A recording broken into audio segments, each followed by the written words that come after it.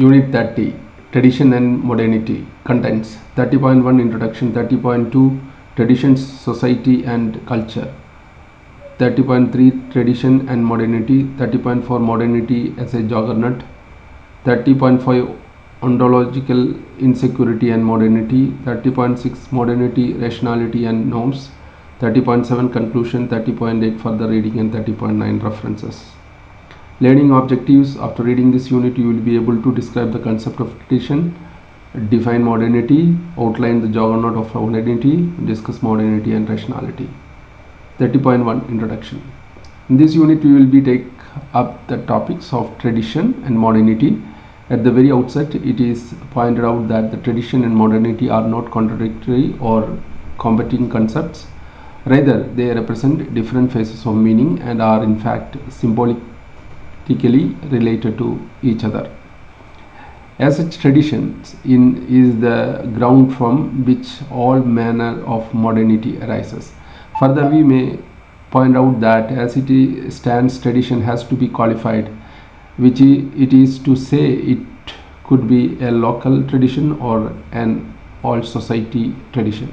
Thus, these are many different strands to the thinking of tradition, and there are very many differing interpretations. Thus, tradition is a live and vital factor in many cultures and could be tradition of food and edibles, tradition of music and dance, scriptural tradition, artistic tradition, martial arts tradition, sociological tradition, traditions, and etc. Thus, the term tradition and modernity do not exist in isolation of each other, but are in fact related to each other. While these terms, concepts, and processes exist, they exist and function dialogically. Thus, modernity is an economic force, while tradition is a fundamental cultural and social. What is the role of tradition is a pertinent point here. Tradition is basically a series of attitudes, languages, music, art, scholarship, and so on, which have been developing since ages past. Over the passage of time, tradition becomes more or less entrenched in the body politic, and we have even traditional law and scriptures in any case are an aspect of tradition. Now, why is tradition so important to the individual and society? This is because of its provide a continuity to social process and garners the creative and improvisational and transmits these traditions to the forthcoming generations of the members of a given society, and thereby assuring survival of the society itself. Tradition is therefore a repository of survival mechanisms without which a society would fail to cohere. It would set fragmented and break up, the result of which would be anomic. Let us consider the music tradition in India. In this particular tradition of classic music, there are gharanas or groupings, and each of these has a lineage comprising the singers who had commenced or inaugurated the gharana, and all those who have passed their talent down the line, producing maestros who would take over charge once the older musicians went on to retirement. Now, once there is an example to work upon, we can see that tradition also implies a lifestyle, a way of living. As such, the training in music, art, drama is very rigid and within the confines of tradition, which often passes by vote and repetition of movement, notes, or other exercise which any particular training may require. Usually, with the teaching of traditional music and dance are an endless series of do's and don'ts, which is what tradition is all about. Thus, tradition refers to a body of knowledge that has a structured inventory of actions and ideology that comprise its legitimate domain. Thereafter, it is a question of pinpointing what area of tradition is it that we are referring to. Thus, on examination, we find that tradition itself has a reasonably long duration for which it has established itself. Further, there are many different strands, or what we may call varieties of tradition.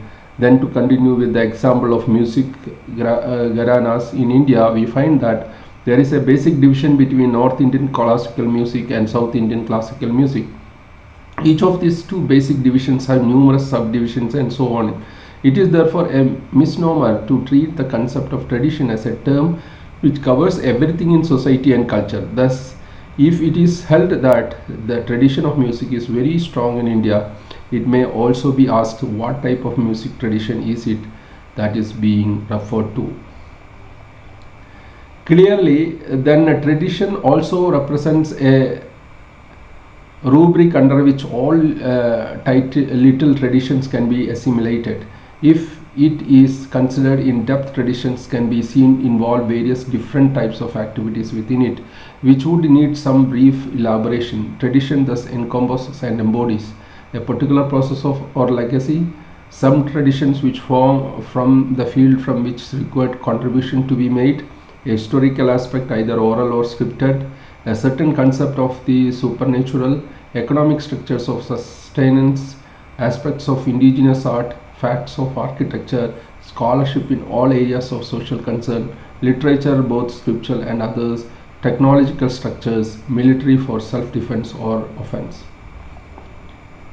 Thus, tradition is clearly a type of structure and ideology that has passed and charge over the time to absorb developments in that field so that tradition remains itself but at the same time recreates and expands itself.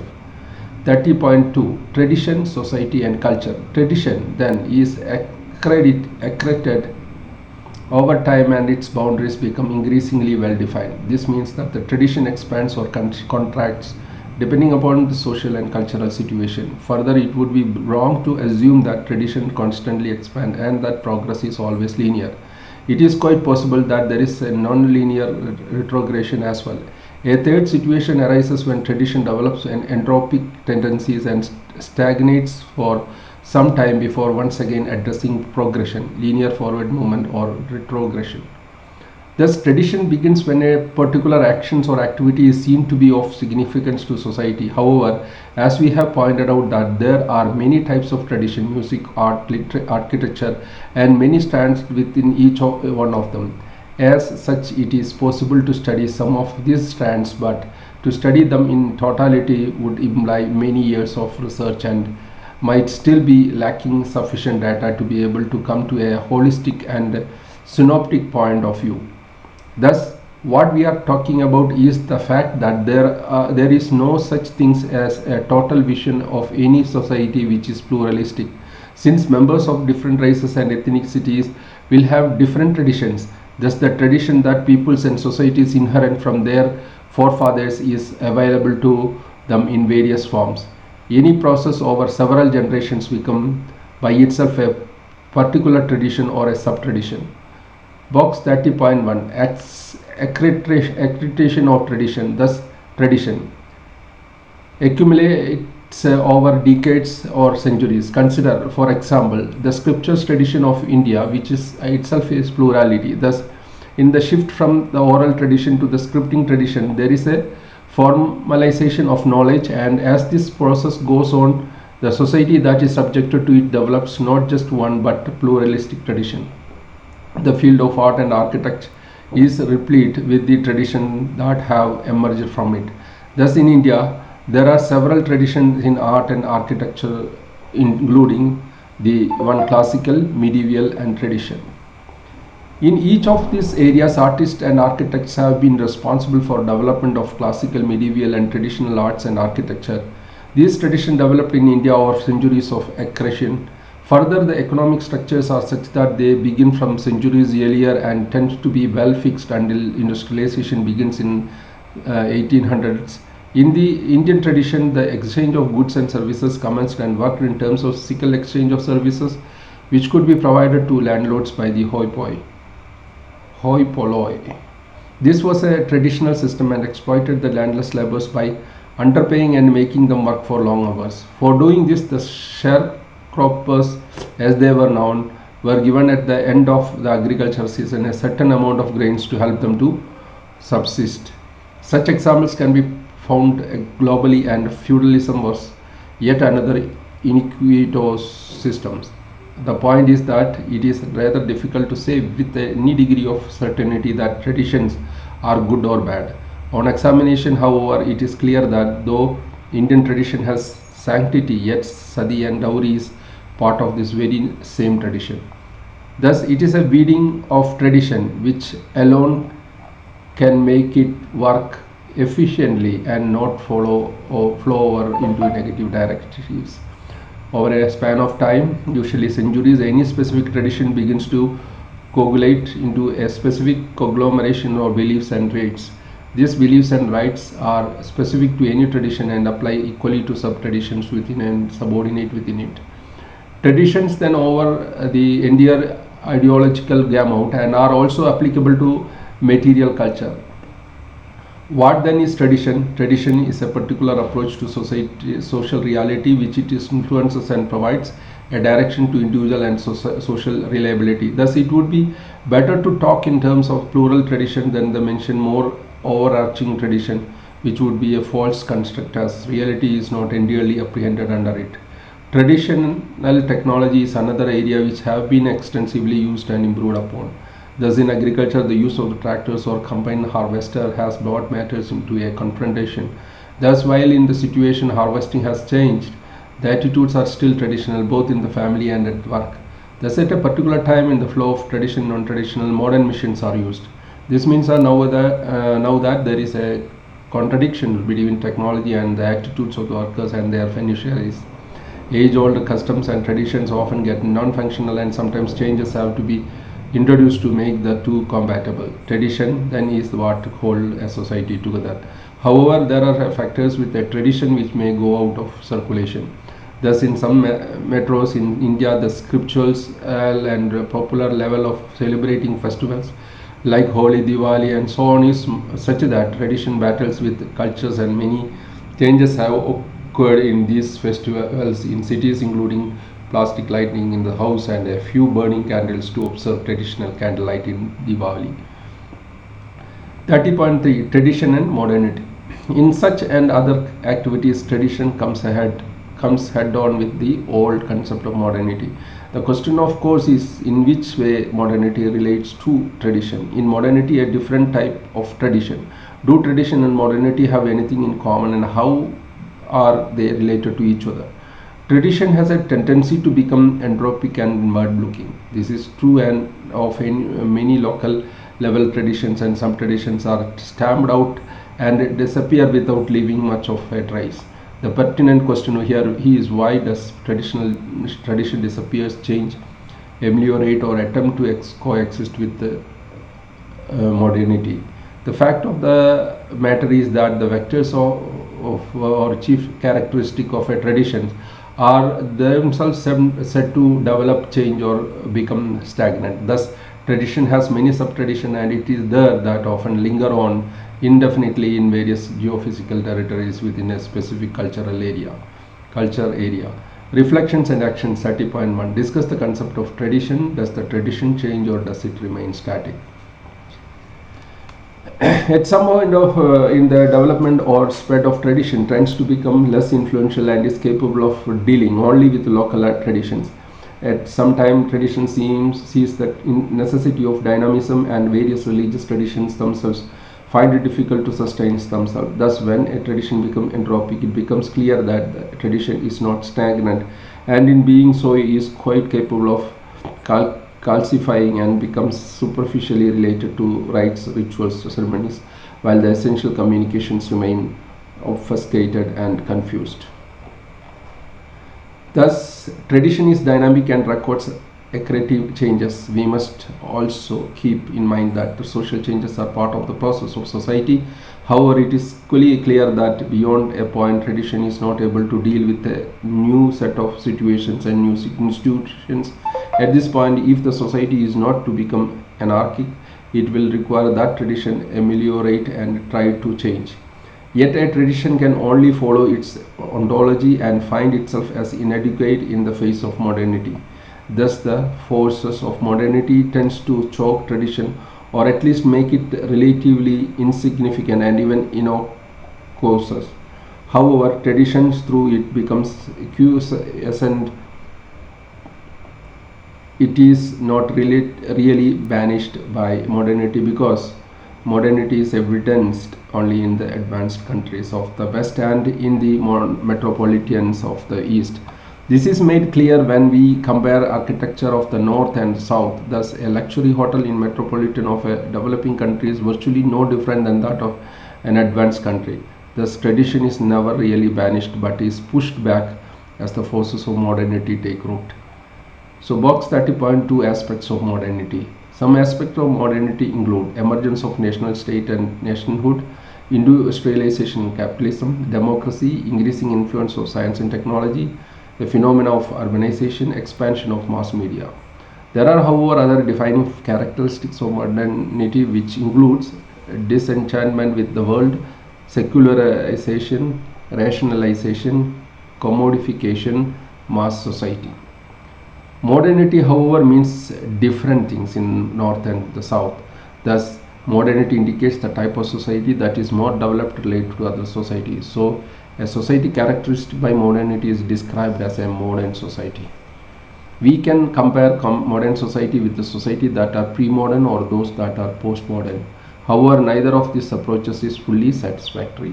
The social structure of modernity is such that it defines the transition from isolated community to mass-scale society. Referred to in this manner, modernity is found therefore not just the West. This process can be seen as working all over the world rather than just in the advanced nations.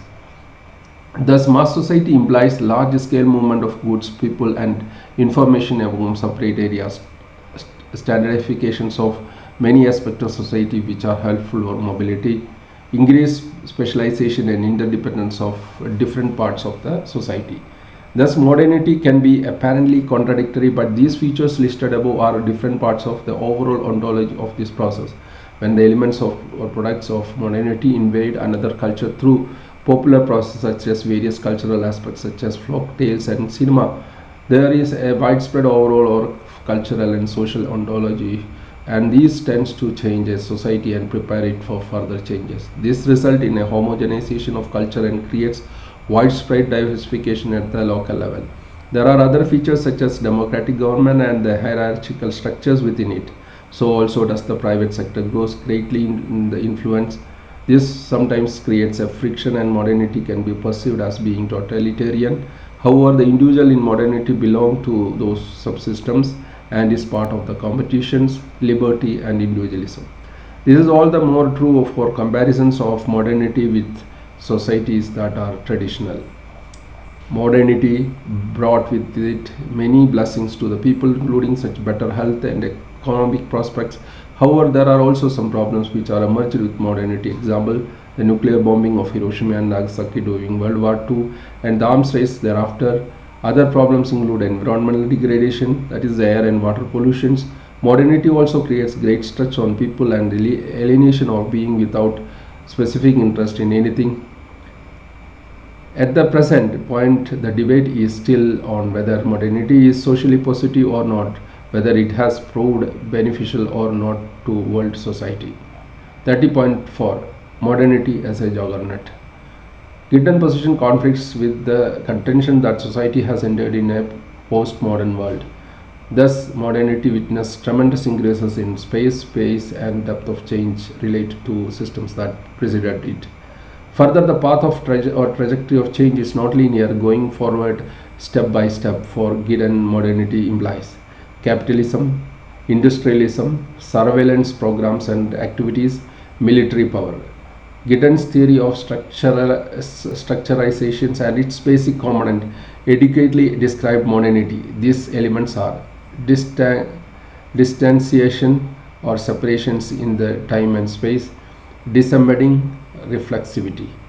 While in pre-modern societies, time and space are totally interconnected, however, with the onset of modernity, time and space were no longer closely linked, and these interconnections became very weak. Now, this fact is important so far as modernity is concerned. Distanciation helps in the establishment of organization and bureaucracy and makes possible the nation state which is international. That is, it is possible to connect locals and global arenas. Again, the modernity is within the matrix of history, and it takes from that to influence the present. Finally, such distanciation makes possible the second of Giddens factors of modernity, that is disembedding.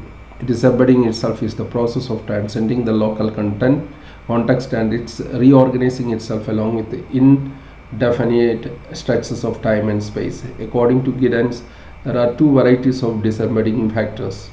These are symbolic tokens, example money. This allows from time-space distanciation and allows money transactions with those who are widely separated in time and space. System of professional expertise. These are very useful because they help create the environment. Some such experts include doctors and lawyers. Other experts affect everyday commodities and even property. Thus, expert system provides reassurance across time and space. Again, in abstract systems, trust is fundamental not only to modern society and also because of the symbolic tokens, and expert system serves to dissemble the society in the modern world. Thus, an economy based on modernity transactions and the legal systems work because the members have trust in them. Again, another basic characteristic of modernity is the phenomenon of reflexivity. Thus, all social and psychological aspects of process and events and can be reflected upon, understood better, and working as an activity which influences the further development of phenomenon. The fact of disembodiment indicates the need for trust, the need for expert system. Trust, according to Giddens, is socialized into children and then reinforced by behavior that conforms to these expectations of mutually reliable behaviors. However, this is also accompanied by destabilizing factors, risk factors that threaten trust and create ongoing lack of security in people. Thus, the risk of nuclear wars are neither fought nor won. The risk factor is in global or local war is such that several danger points have arisen, and disarmament of military of nuclear warheads could easily be one of the international projects to increase the sense of security for the subjects. Giddens point out that the risk factors extended into material environment, and what can be done to prevent it is degradations, forest, rivers, rural and urban habitats. Again, global investment existing in institutional settings are also risky. The subjects take notice of risk while taking action. Religion receded, and only those factors are believed in which the subjects can release and return into reality. The awareness of the different risk factors is increasing in the modern world, and it is one of the factors of modernity. Again, the subjects and the public are aware that even experts cannot handle certain risk situations.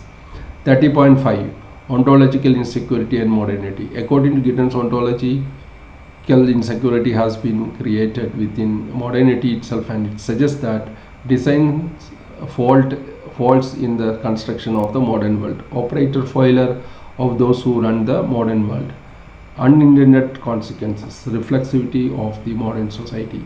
Thus, according to Giddens, in the modern society, control becomes an important issue because new knowledge is continuously cropping up and unprecedenting the old, and superseding the old and giving it a different direction to altogether. As an answer to this, Giddens suggests utopian realism.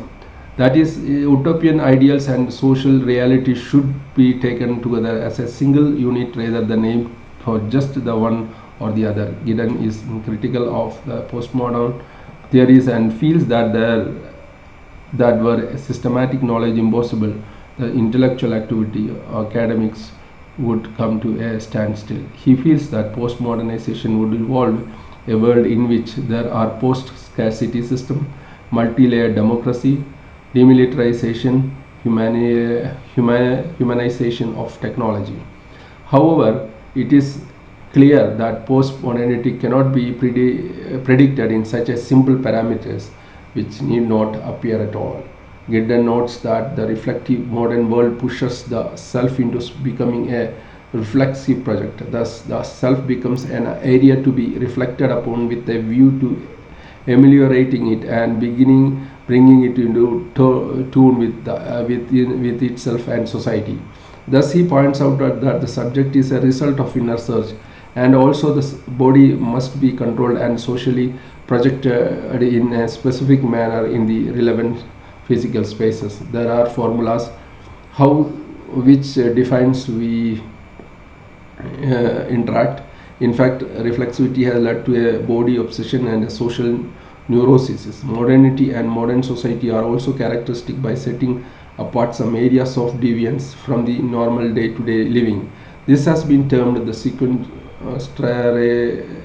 sequestrations of experience by Giddens. Thus, phenomena like madness, sickness, death, sexuality are sequestered and delineated as areas that should be hidden from the attention. The reasons that the phenomena of sequestrations becomes about is because abstract systems have controlled larger segments of society. Through sequestrations brings with it a sense of penance security. It is quite clear that there is an avoidance of basic truth such as the process of death, sickness, madness, etc.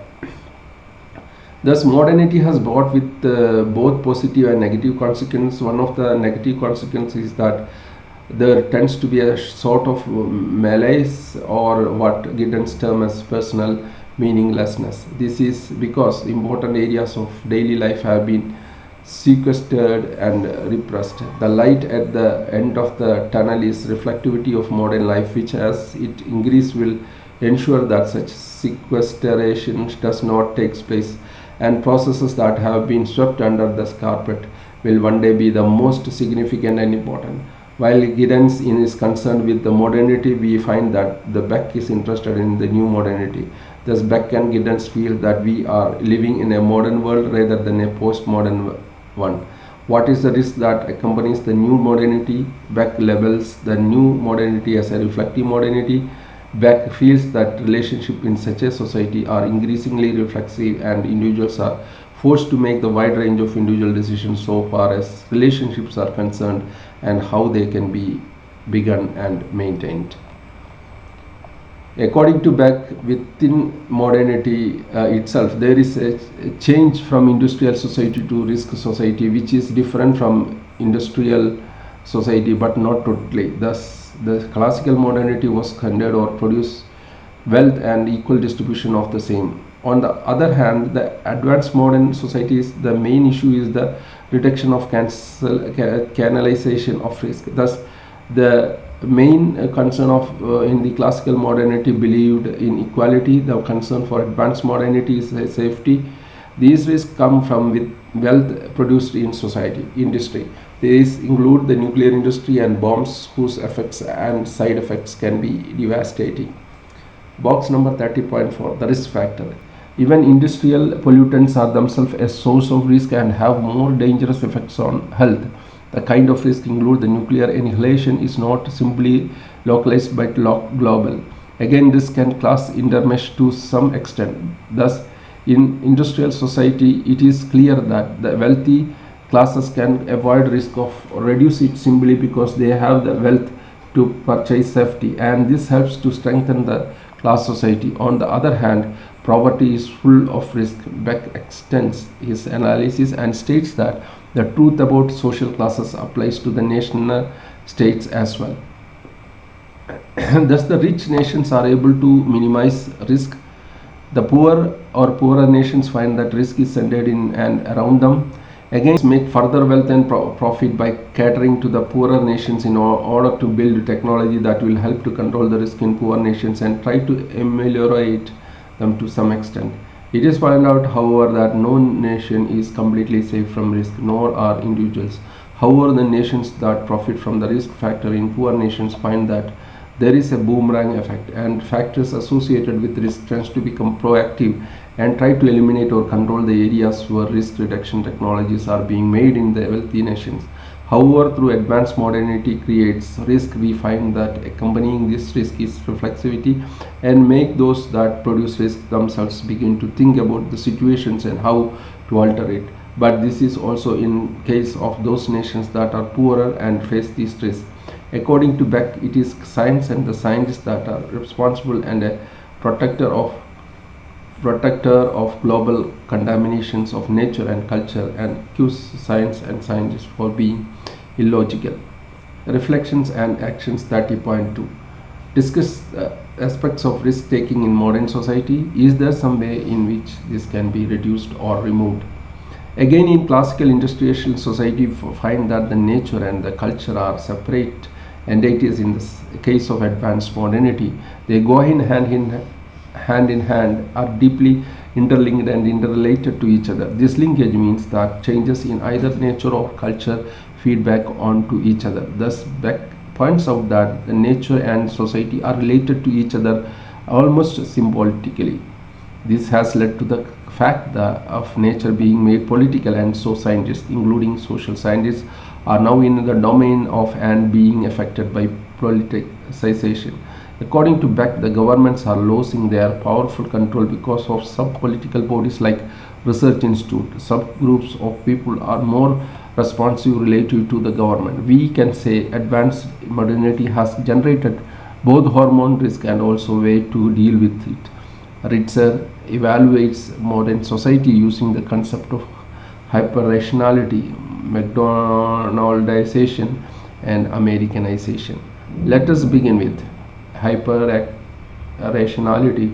Ritzer points out that the concept of hyper-rationality draws heavily on rationality as conceptualized by Weber. For Weber, we live in an increasingly rational world. Formal rationality is seen to be used for system usage than Weber's other type of rationality, substantive, theoretical, and practical. Thus, we can see that formal rationality implies the increasingly felt need and increase of institutions which force members to adhere to a strict code of behavior and conduct.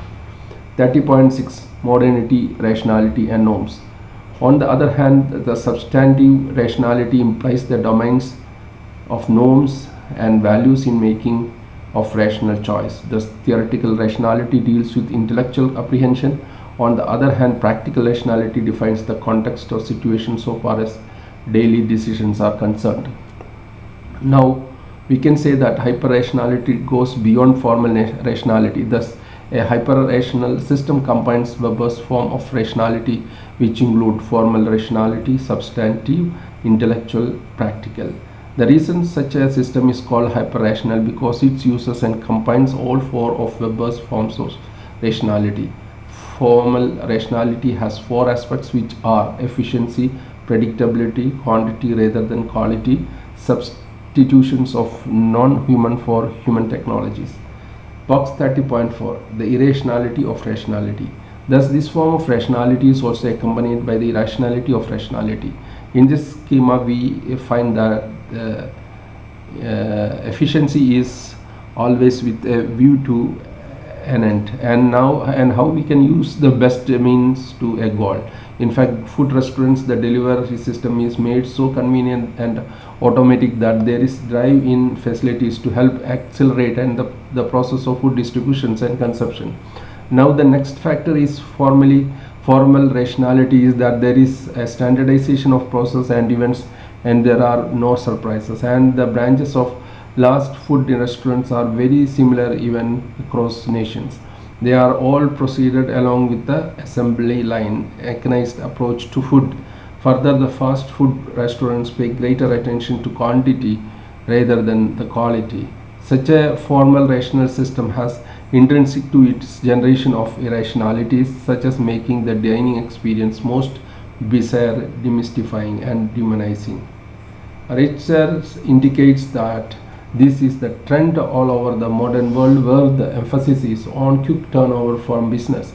Examining this credit card, research feels that each of the factors implied to McDonaldizations are true for the credit card industry. Loans are processed quickly against the credit card. Micah's assumption consumption predicts credit cards come with different credit limits, and the transitions are relatively diminishing. Thus, both the modern world card and the last food restaurant can seen to be an intrinsic aspect of modern world. Researchers also argue for the Americanization of modern society, which was evident in our discussion of fast food restaurants and credit and card usage. Thus, America is perceived as practicing or living in a modern world and engaged in the constructions of modern American way of life. Thus, credit card usage is part of Americanization. The major credit card companies are based on America.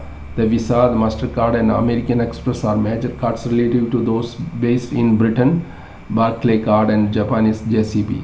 The credit card companies are making a concerted effort to globalize the credit card. It is noted, however, that the credit card are and can be used for indigenous purchases. These both the credit and cards and the fast food restaurants have become part of the modern world and is in part of reflections and specific world area. Let us now turn to some of the main ideas of in the modern theory of Jürgen Habermas concerning modernity. Habermas feels that the modernity has yet to be play itself out and that there are many modern areas that can be developed further before thinking of a postmodern world. According to Habermas, modernity does not have a number of paradoxes. Thus, the rationality that is a part of overall social system is contradictory and conflictual with the rationality of the life world as a whole. On the one hand, social systems have multiplied their complexity and use instrumental reasons. Again, the life world has also multiplied its diversity in terms of secularizations and the process of reflexivity. Thus, a rational society, according to Habermas, is one where the system and the life world exist together, living intermeshed but parallel existence. The conjoining and interactions lead to a stage in society of abundance economically and environmental controls due to rational system being present and employed to their optimum.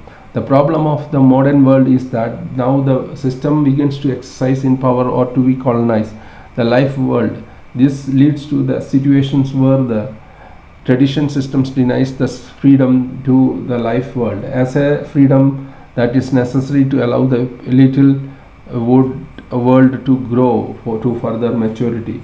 Thus, the Habermas, the colonizations of the life world in modernity is its basic marker and is therefore that he regards modernity as an influential project.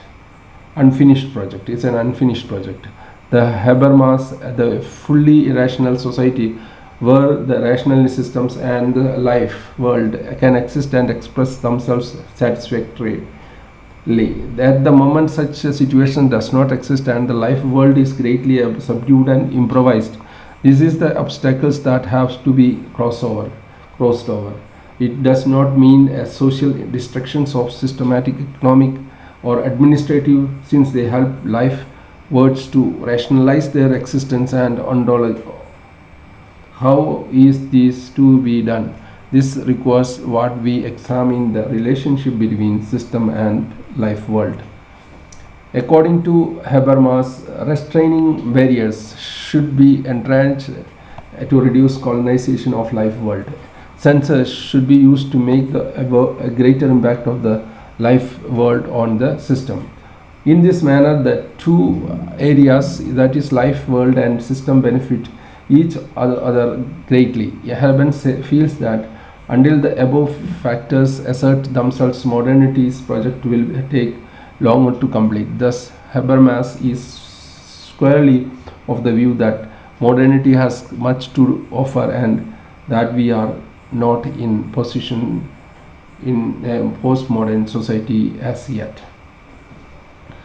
3.7 Conclusion. Finally, to put the last word of Habermas has criticized postmodernism on several grounds. Since our next unit is on post-structuralism, postmodernism, the unit would tell also a precursor of our discussions on the same. Thus, for Habermas, it is very difficult to objectively evaluate the postmodernists because Once it is not sure whether there is one is regarded in social theory or literature.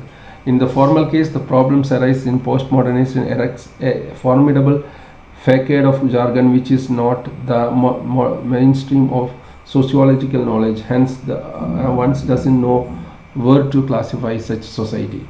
Normative scientists are concealed from the reader, but nevertheless they offer normative critiques of contemporary society. However, these are not exactly grounded and they are not effective. It has a totalizing tendency, despite the fact that the postmoderns themselves are against this phenomena. Postmodernists themselves are against the phenomena. Postmodernists ignore the fact of daily life. In short, postmodernists are shut off from the very shape little world of activity from which they deprive themselves. As such, the structure of social data and area of expression, that is everyday life, is cut off from them.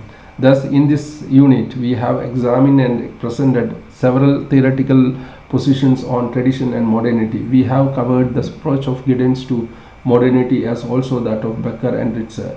Finally, we consider the ideas of Habermas. All this has to set the stage for our next unit.